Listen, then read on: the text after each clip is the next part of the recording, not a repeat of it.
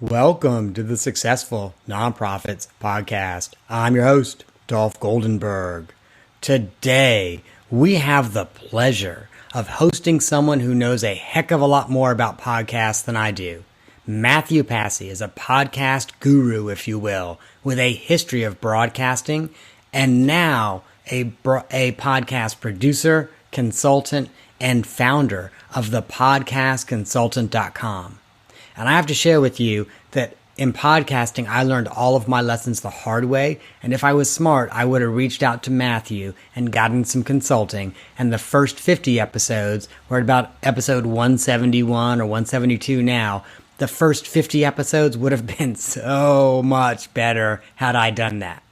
So as the podcast consultant, as you probably already figured out, Matthew helps individuals and brands and small businesses, and of course nonprofits, become successful in creating their own podcasts.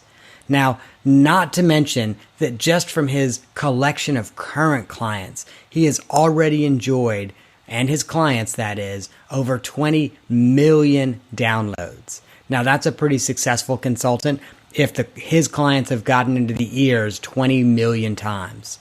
So you, dear listener, may be asking yourself, why is Dolph recording a conversation with a podcast guru? Is he looking for some free consulting himself? Why is he doing this?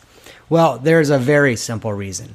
I believe that nonprofits should be thinking about starting a podcast of their very own.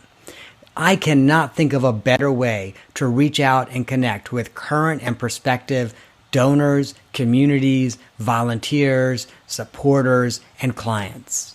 Just think about it, listeners. If you're an animal shelter, your target donor probably loves animals and probably has pets. So you could have guests who are professional trainers, rescue heroes, veterinarians, lobbyists, and of course, occasionally some of your dedicated volunteers, donors, or staff. If you're a nonprofit adoption agency, let's just take this from a different perspective. You could be interviewing experts in the field.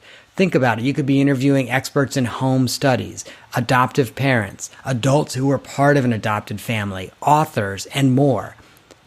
And so also when you think about this, that means when people find your podcast, they now find you as a nonprofit, and you are coming into their ears on whatever regularity that your podcast is being produced, whether that's biweekly, monthly, whatever.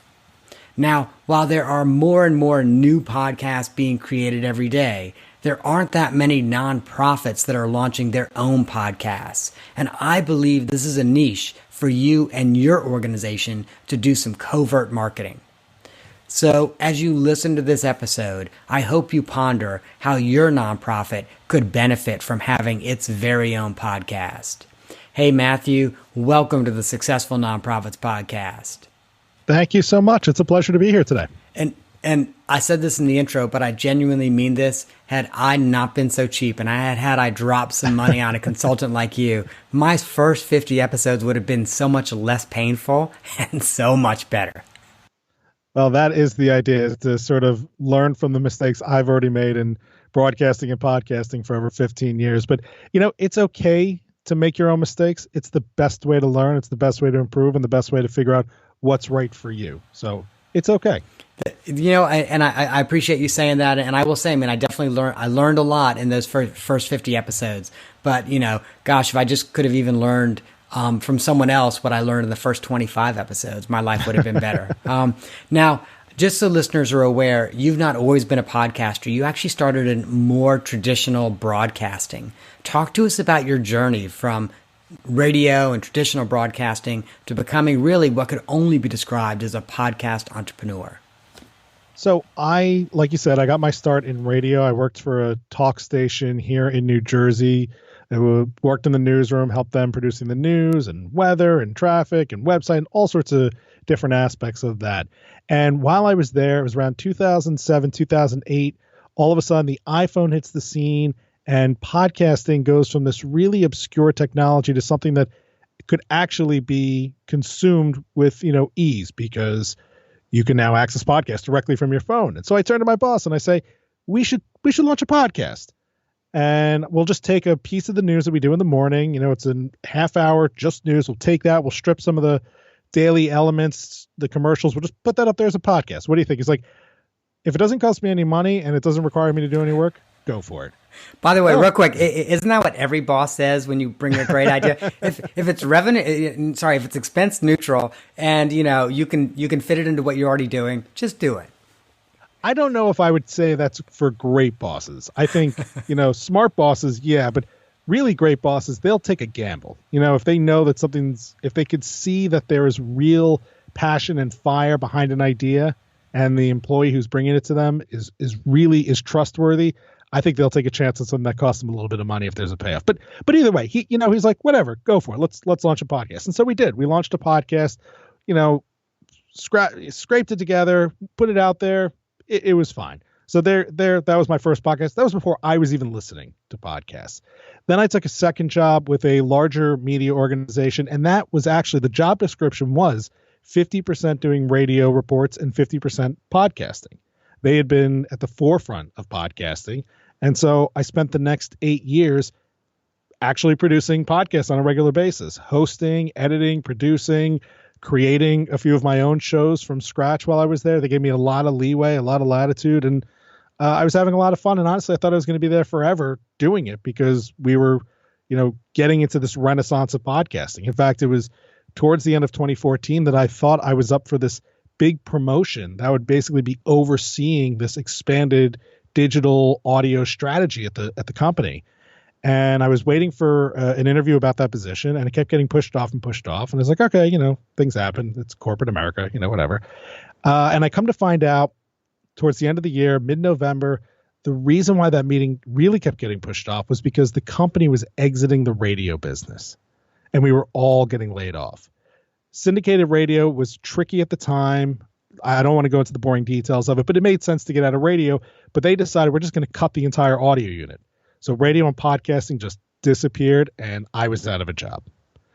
And so I was, notably upset, right? Nobody wants to get laid off. Yeah, exactly. It's how you eat and how you put a roof over your head. Yeah. Yeah. It wasn't the best feeling in the world, but I thought I would have some opportunities for another full-time job. I had already been talking to a few folks and had some ideas of what I was, what my next move was going to be.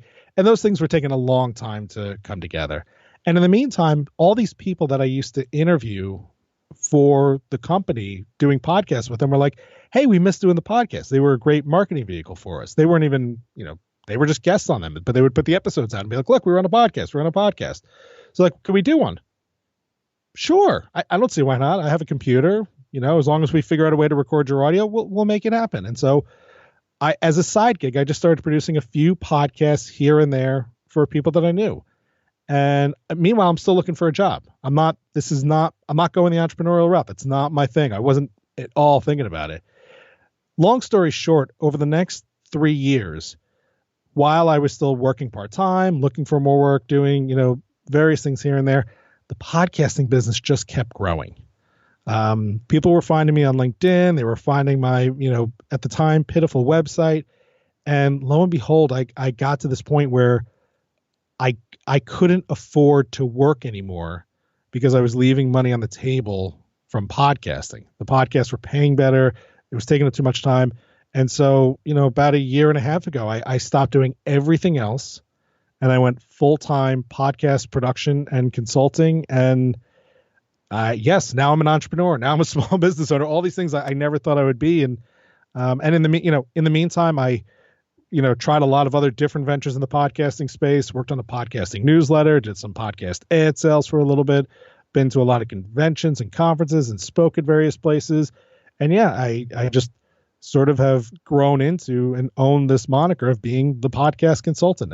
And I love it. I think it's a great space to be in. I think there's a lot of opportunities and ideas and interesting stories to be told. And just to real quickly go back to what you were saying about the nonprofits, not only is it a great brand building exercise, because that's what podcasts do for so many people, but I'd say, you're saying covertly. I would say more overtly, it's a great storytelling platform. Mm-hmm. Nonprofits usually have the best stories to tell. And this is a great way to tell those stories, to drive volunteers, to drive donations, to drive interest. You don't have to pretend you're doing it to be brand leadership or, name recognition or any of those other things. You want to tell the stories of the nonprofit. Let's launch a podcast. Go for it.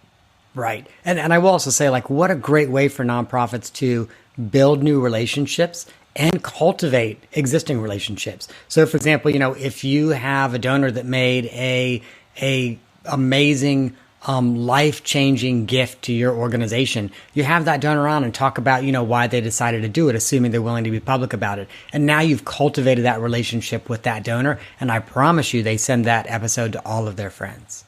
And you could do it before they make the donation, right? You talk to I know podcasters who use this as a networking tool, right? One of my first clients, he was out there and he said, I don't really care about the numbers. I don't really care if I get 1 million downloads or whatnot. Honestly, all I want to do is there are people I want to talk to in my industry. And if I call them up on the phone and say, hey, you have an hour, they're going to be like, who are you? But if I tell them I have a podcast, all of a sudden doors open up. And so in the nonprofit world, if there are people who you think are interesting, who are, parallel to what your mission is and your values are and your goals are, and you invite them in for a podcast, do it at your offices, do it wherever, you've now opened up that networking and you can cultivate that relationship to get that donation versus doing it after they've already made it. So Matthew, you just told the Dolph Goldenberg story. And I say this all the time, one of the things I love about having a podcast is I can read a book. And if I like the book, I can call up the person's publicist and say, oh, I'd love to have a 40-minute conversation with this New York Times best-selling author. And boom, 2-3 weeks later, we're recording this conversation. They're now a part of my network. And I'm often shocked. I'm like, wow, I can actually get time with people like that. And never in my life had that ever been a possibility. Yeah, no, it is incredible. Some of the doors that open up. And honestly, I think there's a lot of folks who think, yeah, I can use a podcast and talk to really, really famous people. That everybody talks to famous people, but the stories that are not being told and the people who you meet and the network you build by inviting them onto a podcast because of one little nugget of information you learned about them. I mean, those are, I think, what make for better episodes and really great content. I'll share with you. The other thing that I love about podcasting is it really allows whoever's doing the podcasting, nonprofit, for-profit, just as a hobby, whatever. It really allows people to niche down in a way that just general broadcasting does not. And I'll share with you my own podcast journey, which started actually, unlike you, with this great idea of, hey, we should be in podcasting, but I don't really listen to them. Started listening to podcasts way back. I was an early adopter, Matthew, in 2005 and 2006. And when I started listening, this was back in the day, and I did not have an iPhone. So this is back in the day when I would actually have to. And let me also say that I play an obscure sport. So I do Brazilian Jiu-Jitsu, which maybe is not as obscure now, but it really was pretty obscure in the early noughts. And so like I was on a forum and I was like, ooh, there's a Jiu-Jitsu podcast. How do I get this podcast? And so I used to have to go to the website, download it to my computer, and then attach my Zoom with a wire to my computer and transfer like this 100 megabyte file from my computer onto my Zoom. And then I could and I used to live in Philly, right across the river from Jersey. So, so then I could ride SEPTA and listen to my jiu-jitsu podcast when I was on SEPTA. But I remember like it gave me such this sense of like connection to the broader jiu-jitsu world that I had not had up to that point. And I also remember thinking, I have no idea how anyone would ever create a podcast, but this is really super cool. And so that's kind of where my podcasting journey started was, this sudden realization of, oh, podcasting allows you to really niche down. So, and that's frankly what most nonprofits do. So the vast majority of nonprofits are not, $100 million, organizations. They're typically 100,000 to maybe, if they're lucky, $1 million organizations. And they have a pretty narrow niche, whether it's within their community or nationally or whatever. And podcasting really lets you hit that niche exactly. And then what's more, build a tribe around that niche. Absolutely. I mean, there is something to be said about shows that can garner millions and millions of downloads, but there's more to be said about the show that can garner 1,000 downloads, and 900 of those downloads are high quality, rabid fans of what you are doing who will engage, react, respond, and get involved. There's a guy who owns the Horse Radio Network. His name is Glenn the Geek. He's very famous within the podcasting space. And I remember him telling me that even though he has a show that does almost 1 million downloads a day or something, some crazy number, his most profitable show is the tiniest one because it is so niche and nobody else in the world is talking to this community the way he is, that advertisers will pay him such a high premium. And I know nonprofits are not necessarily about that kind of, lifestyle, but still, it's a lesson to be learned that I'd rather have an engaged audience than a large audience. And it's interesting you say that. And first, I agree with you. That's kind of the boat I'm in. I mean, on most episodes at this point, we get 800-900 downloads about a month out. And which, the industry, by the way, is great numbers. Like I don't want you to pretend like those are fantastic numbers. Well, you should be happy about that. Well, so I have to share with you the main reason I'm happy with that is episode 1 month out had like 45 listeners. So the fact that over the last 3+ years we've built it from a tribe of 45 to 800 or 900, I'm pretty happy about that. That's fantastic. But I also, have one of those personalities where I'm never fully satisfied, and I'm like, oh, we could be doing more. And it's one of the things that makes it difficult to work with me or for me is I'm always like, oh, we could be doing more. And there's different perspectives on that mindset, but for me, it pushes me to keep moving forward. But from my perspective though, like those podcasts that are only getting 1,000 or so downloads, those are probably podcasts that would be very difficult to commoditize the way advertising currently works in podcasting. But I do just have this strong sense of what you're doing is you're building this tribe, you're building this community around you. And it really enables you to do and be so much more. And so for me, that's why podcasting is so powerful. Yeah. I mean, it's because you can get niche. It's because you can get specific. It's because you can, like you said earlier, you can write a really long blog post and pour your passion and soul and ideas onto the text and put it out there. But you can't convey that same passion and emotion the way you can with your voice. And honestly, I think sometimes it's even better with your voice alone versus with the video. The video, there's a lot of other things to distract and to think about. And you look right, or, you're making a cross face while you're doing it. But, that right pause, that right emphasis, the way your voice drops, or the way you get really loud and passionate about what you're talking about. I mean, you can really drive a message and make a connection and make it more intimate and personal with your desired audience. And I mean, going back to, again, 800 downloads, if 500 of those people kicked in $5 to a nonprofit, for whatever drive they were doing for that month, that's $2,500. That's good money. I mean, right. That's that could cover podcasting costs for an entire year for some folks, but you can do a lot with an engaged audience. So, I strongly encourage people to think about it.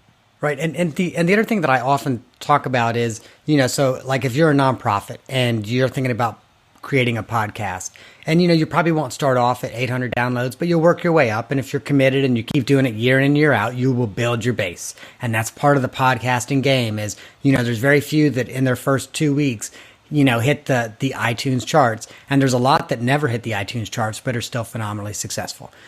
But from my perspective, like, if you're a nonprofit, how many opportunities do you have to get into 700, 800, 900 persons' ears on whatever frequency it is?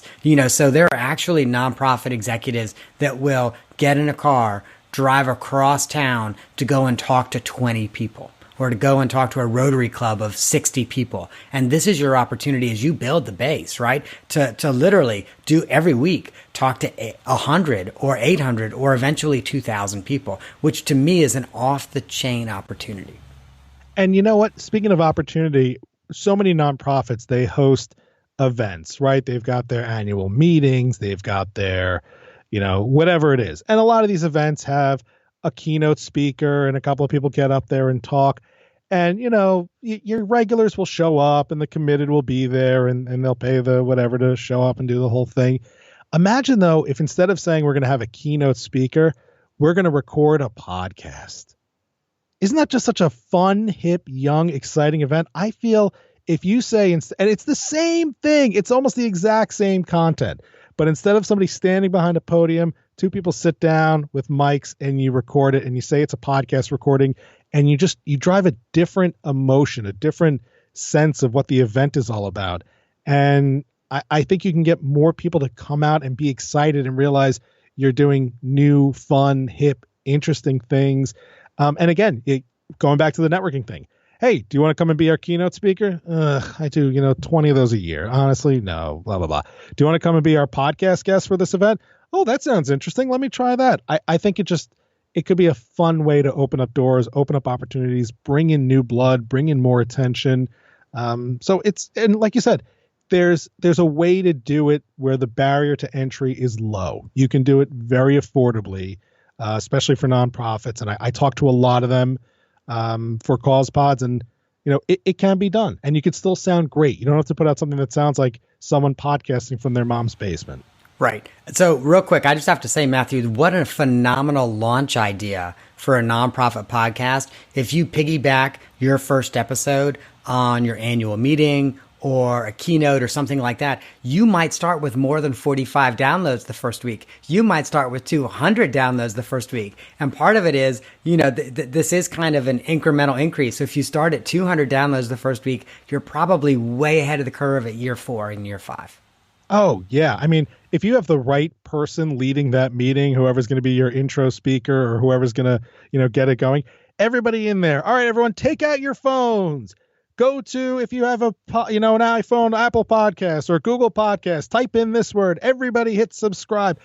Boom. You've just committed an entire room to it. And then ask them, and everybody tweet out that I just subscribed. It's right. There's a lot of things you can do with people in a room. Yeah, and part of what I love about that is then if, over the next 3 days you drop your next 3 episodes, then people are going to be like, oh, I like this podcast or I don't, and they're going to stay on or they're not. But then oh my gosh, Matthew, so you're a genius, first of all. I totally see why you're the podcast consultant. Now I have to ask you, and obviously part of it is probably reaching out to you or someone like you, but if there's a nonprofit that wants to start a podcast, what do you think their first steps are? First step is, I think you have to figure out why you're doing it, right? I don't like the idea of vanity casting or podcasting because it's the hip thing to do, right? I think there are plenty of people there are others in their industry who have a podcast like, I need a podcast. Do you? Or, everyone's like, oh, podcasting is so cool. Let's launch a podcast. It's not going to end well. And it's going to reflect poorly on your brand if you put out a product that you're not delivering consistently, or you're not thinking about quality, or frankly, you're wasting people's time. So the first thing you really have to do is, why are we doing it? At the end of the day, we get somebody to listen, we get someone to invest their time in this podcast. And when they are done listening, what is it that we want this person to do? And the other thing is, for the nonprofits and for the brands, also, I would say, if you are launching a podcast, think about a show that you would want to listen to or produce, even if it wasn't attached to your brand, right? Nobody wants to subscribe to a commercial. Okay. So if you're going to do, let's just say, talking about animal shelter podcast, right? If you're going to do the whole, hey, we need more donations podcast, whatever, nobody wants to be solicited. But if you're going to do stories of successful adoptions, well, pet enthusiasts over the world would listen to that, regardless of whether it was sponsored by a shelter, a vet, an individual, even just the crazy cat lady down the street could put out that podcast and people would listen. So think about putting out content that you would put out regardless of whether your brand's name is attached to it. And Matthew, if I can jump in real quick, and if you disagree, tell me. But from my perspective, even like in the last 90 seconds or 2 minutes of the podcast, it's fine for the organization to say, hey, we're supported by donations. So if you're moved, go ahead, go to our website, click donate to us now and give us $5 or $50 or whatever you feel you can give. And so from my perspective, like the people that listen all the way to the end, those are your most engaged people. And so if you are going to do a promo like that, do it at the end of your podcast so that you're hitting your most engaged people, the people who are most likely to say, yeah, I love this place and I want to give. Oh yeah. I mean, don't get me wrong. This is still your marketing vehicle, right? This is your platform. Listen, radio stations in general, their entire job is to keep you on their station until they can get you traffic and weather or keep you there in between commercials, right? If the commercials weren't there, they're not giving that stuff away for free, right? There has to be a reason. So your podcast, your content is the reason that people come to you. But it's okay to say, while you're here, by the way, would you mind doing this? Would you mind doing that? Would you mind donating, sharing, all those call to actions? It is your platform. You should absolutely enjoy it. My whole point is don't just say the call to action is the podcast, right? Nobody wants 40 minutes of please donate, please donate, please donate, right? But they will say, wow, those are really good stories. Oh, you guys need a donation? Well, you just gave me so much emotional joy or so much insight or so much knowledge or whatever. Oh, there's a volunteer event. Great. We didn't even know about it. Right. It's the same thing you do with the email marketing that you do. It's the same thing you do with any signage that you put up for stuff that's going over the place. It is your platform. Use it to your advantage, but make sure that you're also not wasting people's time and asking them to listen. Right. Well, and admittedly, like if you're wasting people's time, people aren't going to listen. You aren't going to get the downloads. And at some point, you're going to get frustrated at 3 years of saying, oh, we still have 45 downloads, and you're going to can the podcast. And again, you might also have a different perception and feeling about that brand. So not only are you going to say, I'm done with the podcast, you might say, you know what? I don't really want to support this organization anymore, which is why I think it's important if you're going to do this. Anybody can do it and anybody can do it at a low barrier to entry, but there's still a right way to do it so that it reflects well on your brand. Right. So, one last question, just as nonprofits are thinking about starting podcasts. So I have noticed that there are people who listen to podcasts and then there's people who do not listen to podcasts. And this is actually, by the way, and I noticed this across the board, but this is also true in my own home. So I love my husband, Matthew. We've been together 15 years. He is not a podcast listener. The only time he listens to podcasts is like, if we're on a road trip and I'm like, oh, let's listen to this podcast together. And it's always something I think he'll enjoy, like the Judge John Hodgman podcast. Yeah, I just buzz marketed you, John Hodgman. But but like the Judge John Hodgman Send royalty podcast. checks to blah, blah, blah. I'm sure John Hodgman does not know who I am, but and probably does not listen to my podcast. But you never know. I find this really interesting because like he and I have very different perspectives about how we consume audio, and he's still sort of a radio listener and sometimes satellite, but he's still a radio listener and I'm a podcast listener. And it also, by the way, before I ask you about how those two different types of people are different and how you market specifically to those that listen to podcasts, I also have to share with you the great thing about this is it means I can talk about him on the podcast, on the Successful Nonprofits podcast, and I know that he's never going to download it. So every now and then I'll be like, I mentioned XYZ about you on the podcast, and he said, did you? And I'm like, yeah, because I know you're not going to hear it because try to guilt him into listening. I like it. Oh, let me tell you, I love him. I love him. But my best friend from grad school was my first review on iTunes. I had to be like, hey, Megan beat you to the iTunes review, and and then he went and he did the iTunes review. But so as nonprofits are thinking about creating a podcast, obviously they need to be thinking about the audience. So how are podcast listeners different from everybody else? Gosh, I mean, the one thing that's different about podcast listeners is that we tend to do it alone, right? Even you were saying that sometimes you're on the road with your husband and you try to listen to a podcast in the car. And my wife and I, would listen to podcasts in the car together. You know, there were a few shows that like Serial. We only listened to together because we got into it.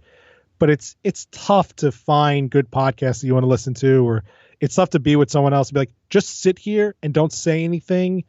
It's like, you know, it's like watching a movie, but it's not the same thing because your eyes aren't completely.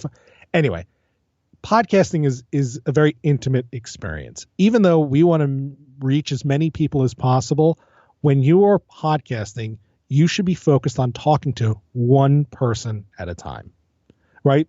Because we listen alone. We listen in our cars alone. We listen with earbuds on the train, while we're jogging, while we're doing dishes. It is such a one-on-one experience. And even though you want to reach as many people one-on-one as possible, you want to talk to them intimately, right? You don't want to, it's not radio where you're standing back going, hey, everybody, welcome to the Wacky Zoo radio show, blah, blah, blah, blah, blah. Like you want to feel like that the podcaster is in the backseat of your car having this conversation and you just get to be a part of it. And so, you know, no fake radio voices, you know, no overly animated nonsense, like genuineness, realness, authenticity, I guess is the right word I should use there. But really, even though you want to reach a lot of people, you want to talk to one person at a time. I think that's the big difference when it comes to podcasting versus other mediums, right? We want to reach as many people as possible in everything we do. And so we talk to as many people as possible in most other things that we do. But you will have a lot more success if the person on the other end feels like they're the only person you're talking to, and it will help you build a relationship with them. And that's what's also great about this. Like you said, you feel like you get to know these people. You feel like they're your friends. You know, you're going to run into John Hodgman one day and you're going to tell him, oh man, I love you for this. He's going to be like, who are you? Right. Yeah. But you know him. You feel like he's your buddy because you enjoy what he does. So that would be the big key, is think about the one person on the other end of the mic listening, and don't create some fake avatar. You know, oh, they're 30 something. They're named Billy. They have 2 kids, blah, blah, blah. Think about one real person who's going to listen and talk to that one real person. You will sound so much more authentic, so much more real, and you'll have so much more success. That is some great advice. That's some really great advice. So let me ask you real quick. Obviously, I need to get to the off the map question. We're rapidly starting to run out of time. Before I do, though, let me ask you, what types of services do you provide that can help people start or grow a podcast? Ooh, we don't have enough time for this answer, but I'll give you the short answer. Basically, anything to help you launch, edit, produce, promote, and maybe profit from your podcast. Equipment, format, music, art, social media. Just we will hold your hand, and basically all you'll have to worry about is talking into a mic. Awesome. Excellent. So that's a great now opportunity for me to move to the off the map question. In reading your bio, Matthew, I noticed that you said you've had, and listeners, I think you know that we can see each other. So Matthew just grimaced when I said that. And we don't publish the video feed because, well, neither Matthew nor I are dressed to be on YouTube right now. But in your bio, you said you had, quote, a litany of interesting jobs outside of broadcasting. So now I have to ask you, what is the most interesting non-broadcasting job you ever had? I don't know if people listening are familiar, but there's a place in New Jersey, Six Flags Great Adventure. Huge amusement park. There's Six Flags all over the place. And when I was a kid, I was employed to operate the Scream Machine, which at one point was the fastest, tallest, most loops roller coaster anywhere in the world, blah, blah, blah, blah, blah. I had that job for 2 days. I went in for first day of training, was told, like, with Great Adventure, you go in and you apply, and like you just apply for a general job. And then they tell you where you're going to be. So I go in, first day of training, get told what my assignment is going to be, listen to the first day of training.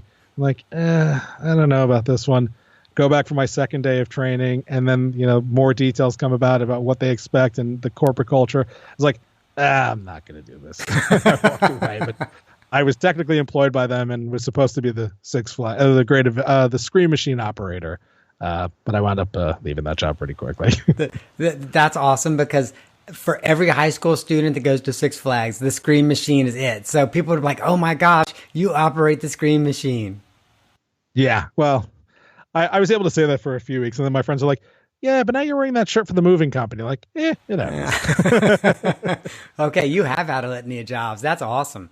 Well, in fact, the shirt I'm wearing, I know people can't see this, but this is still the shirt from the moving company. I still have it to this day. So that's also where you and I are similar. I still have clothes from high school, and people will be like, oh, whatever, like, I like that shirt, like t-shirt, or I actually have one blazer from high school, the blazer my parents bought me for college interviews, back in the day when you had to do college interviews.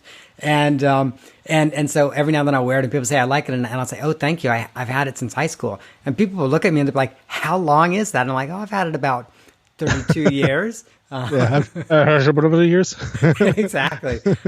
It used to be a sign of my youth, and now it's not. But so, Matthew, it has been so awesome spending some time with you today. And I really appreciate you coming on and sharing with nonprofits around the country some ways that there's some reasons why they should launch a podcast and some initial steps to get them started.